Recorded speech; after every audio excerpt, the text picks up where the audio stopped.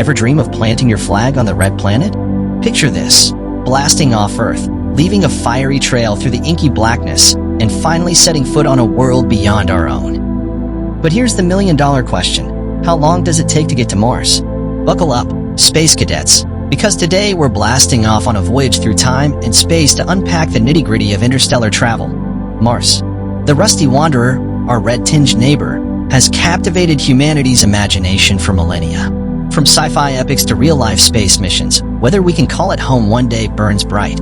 But before we pack our Martian suitcases, we need to address the elephant in the spaceship: travel time. Is it a quick weekend getaway or a multi-year odyssey? Well, friends, the answer isn't as simple as booking a trip on Space Expedia. Hold on tight, because here's where things get cosmically complicated. Remember, in space, there are no highways or shortcuts. The length of your Martian road trip depends on several factors, like these planets aren't tango partners, they waltz at their own pace.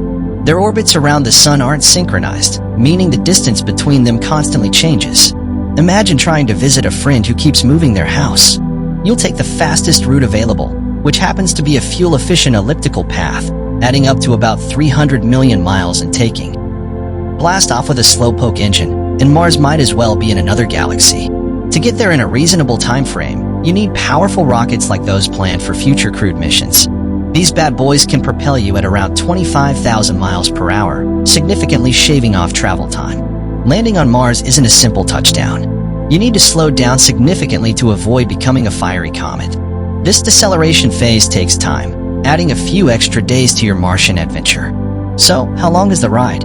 Now, for the grand reveal. With current technology, a one-way trip to Mars could take between 6 and 9 months. That's right, basically a long, but totally awesome space cruise. But remember, that's just one leg of the journey. Getting back home takes another 6 to 9 months, putting the total round trip at a whopping 12 to 18 months. Talk about a commitment.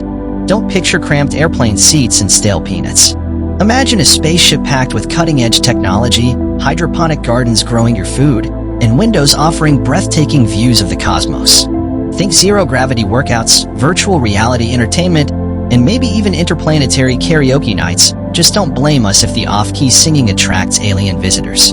The challenges of long-term space travel. Sure, living in a spaceship sounds futuristic and exciting, but let's not sugarcoat it. Spending months hurtling through space takes a toll on the human body. Radiation exposure, muscle atrophy, and mental health are just some of the hurdles astronauts will face. To conquer Mars, we need to conquer the challenges of long-term space travel first. The good news is, space travel is evolving at breakneck speed. New propulsion technologies like nuclear engines and ion thrusters promise to cut travel time significantly. Imagine zipping to Mars in just a few months. And then there's SpaceX's Starship, a fully reusable launch system that could potentially revolutionize interplanetary travel. Who knows, maybe your grandchildren will be booking Martian vacations on their smartphones. So, how long does it take to get to Mars? The answer, my friends, is still evolving. But one thing's for sure, the human spirit of exploration knows no bounds. With each technological leap, we inch closer to that red horizon, ready to plant our flag and call Mars our second home. With that said, thanks for watching, and until next video, keep reaching for the stars.